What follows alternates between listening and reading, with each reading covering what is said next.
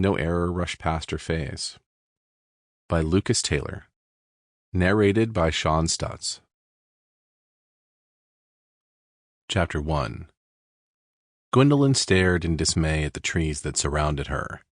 She had been on the run for 3 days now, and she was almost out of the food she had packed in the small bag, which was the only thing she had taken on hand when she decided to leave home.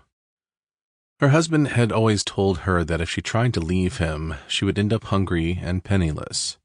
He said it with a smirk, knowing that she would never be able to survive without him, that no matter how terribly he treated her, she was dependent on him for a roof over her head and food in her belly. Knowing that, he'd been able to push the limit of what she would put up with. The worst part about it all was that he'd been right, too. She had objected in the beginning when his kindness fouled into rude demands. As he broke her down, though, it became the new normal for him to yell at her when dinner wasn't cooked to his liking, or to throw things when he'd had a rough day at work and needed someone powerless to take it out on. She had borne all that with a brittle smile, far longer than she should have. But the final straw was when she found him with the milkmaid. The poor girl had come by to deliver their milk for the week, and Damien had followed her out. Gwendolyn hesitated only for a moment before following as well. She had little more than a sick feeling in her gut to go on, but it was enough to compel her to leave the house. She touched the bruise on her cheek, part of the punishment she received for spoiling his fun.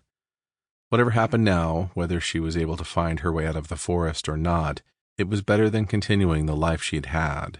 Every step away from the house felt like a reclamation of her dignity, and if she died now, at least she died free. Her belly rumbled with hunger. She dug through the bag and pulled out a hunk of bread. It was hard and stale now, a far cry from the fresh loaf she had started with, but her standards for sustenance had faded. She chewed it slowly, doing her best to trick her body into believing it was more food than it was. If she'd prepared longer, she might have studied the local foliage and learned what sort of things were edible.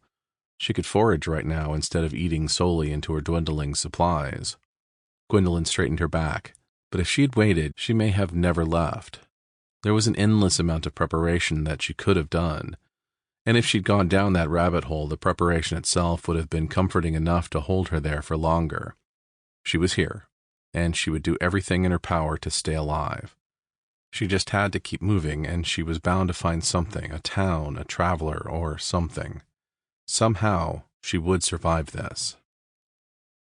Tristan, the great and powerful wizard of the forest, sank to the floor with his head in his hands. Sample complete. Ready to continue?